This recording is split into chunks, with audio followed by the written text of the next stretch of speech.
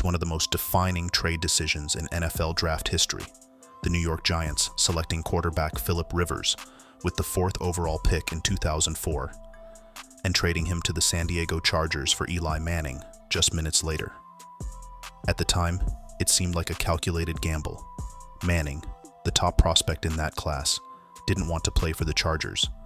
The Giants capitalized, shipping Rivers along with 3 draft picks to get the QB they believed would carry them into a new era. And for many Giants fans, it paid off. 2 Super Bowl titles, both against the mighty Patriots, solidified Eli's place in New York lore. But what if the trade never happened? What if the New York Giants had held on to Philip Rivers and made him their franchise quarterback instead? Let's step into that alternate timeline, a football universe where the Giants ride with Rivers instead of Manning. The ripple effects are dramatic. Not only would it change the trajectory of both franchises, but it might also alter the landscape of the AFC and NFC entirely. Here's how the past 2 decades of NFL history might look very, very different. Draft night 2004, a pivotal decision left unmade. In our version of history, the Chargers selected Eli Manning at number 1 overall, despite his and his father Archie's public disapproval. Meanwhile, the Giants chose Philip Rivers at number 4. But behind the scenes, both teams were already deep into trade negotiations. It was the worst-kept secret of draft night. Rivers was a placeholder. The Giants wanted Manning. The Chargers wanted value. A deal was struck. But let's imagine the Giants had a change of heart. Let's say GM Ernie Accorsi, watching Rivers' poise, leadership, and cannon arm, decided not to pull the trigger. Maybe he saw something in Rivers that screamed long-term consistency. Or maybe he decided not to mortgage multiple picks just to appease a quarterback who didn't want to play for another franchise. Suddenly, Philip Rivers is the guy. He's introduced to New York media as the new face of the Giants. He's walking into the largest market in sports, with its brightest lights and harshest critics, and everything changes. Year 1, Rivers sits and learns. In the real 2004 season, Eli Manning sat behind veteran Kurt Warner for several games before eventually taking over as the starter. In this alternate timeline, the plan remains the same, but with Rivers under center. And like Eli, Rivers isn't rushed. He learns the offense, studies tape obsessively, something he was always known for, and begins to develop chemistry with young teammates like Jeremy Shockey, Amani Toomer, and Tiki Barber. The team still finishes a modest 6-10, but the seeds are planted for a quarterback who would come to define consistency in the NFL. Only now, it's in blue and white instead of powder blue. 2005 to 2007, the ascension. By 2005, Rivers takes the reins as full-time starter. His fiery leadership, sharp decision-making, and fearless arm begin to energize the Giants' offense. With Barber still in Pro Bowl form and a solid defense anchored by Michael Strahan, the Giants become a legitimate NFC East threat. While Eli in San Diego tries to adjust to a new city, Rivers in New York begins to build momentum.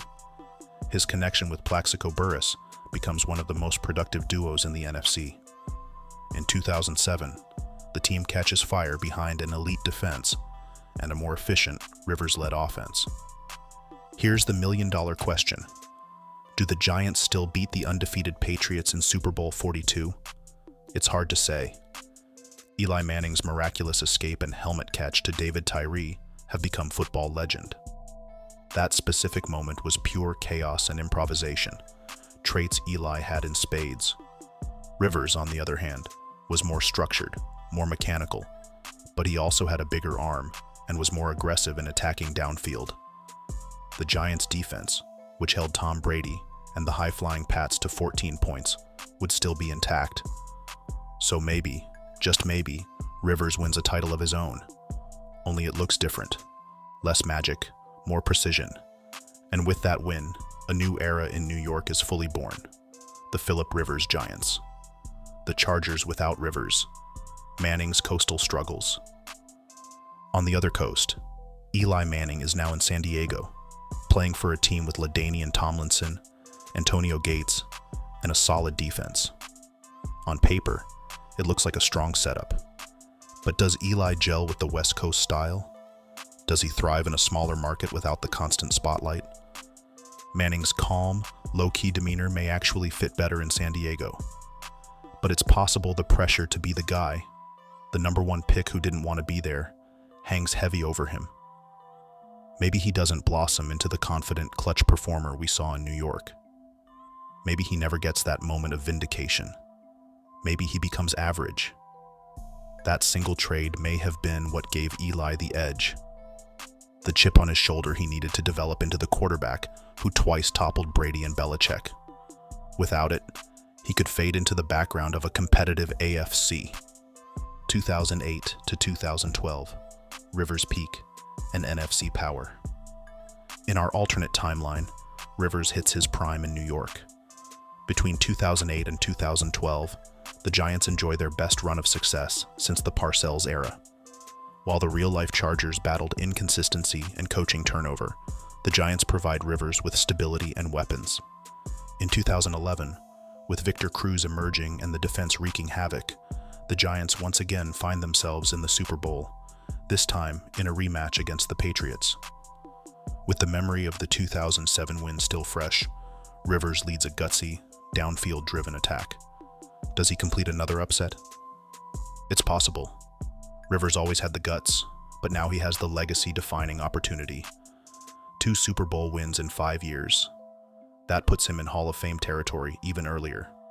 Rivers and New York, a match of fire and spotlight.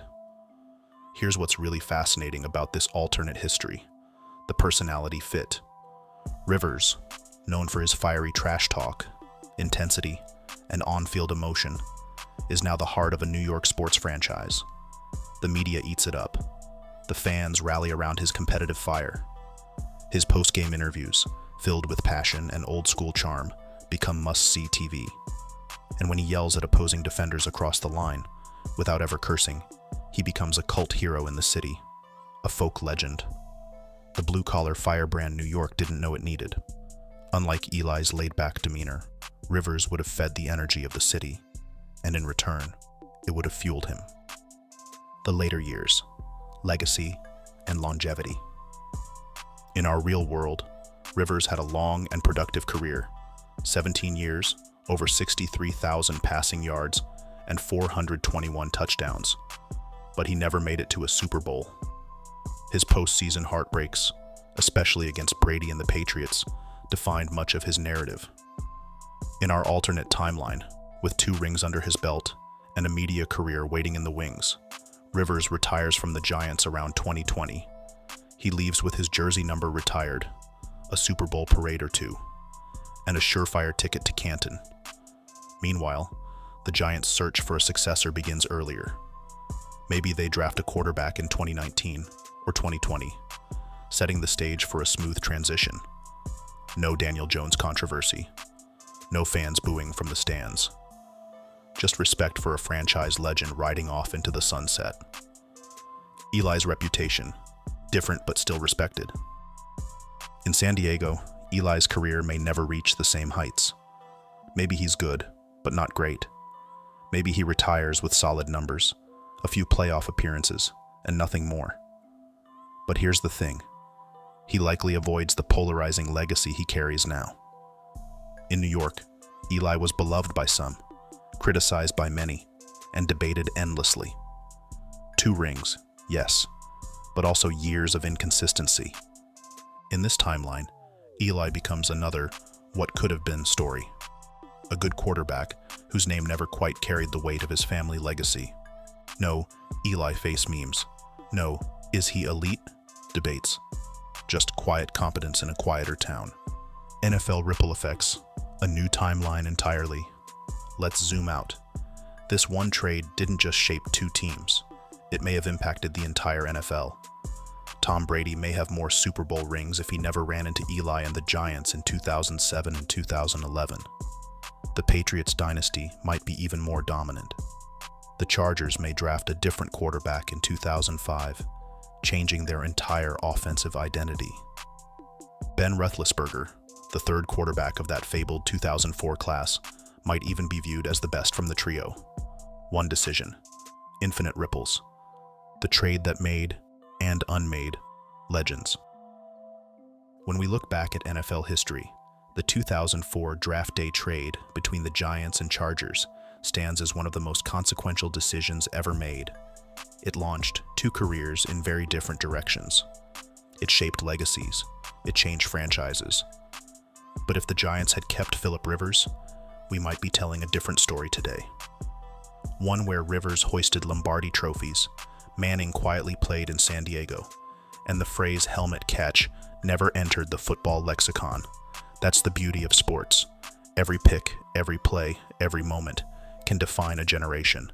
And sometimes, the ones that don't happen are the most powerful of all. And that wraps up our deep dive into one of the greatest NFL what-ifs of all time. If you enjoyed this video, don't forget to hit that like button, subscribe for more NFL what-if stories, and drop a comment below. Do you think Rivers would have delivered titles to New York? Until next time,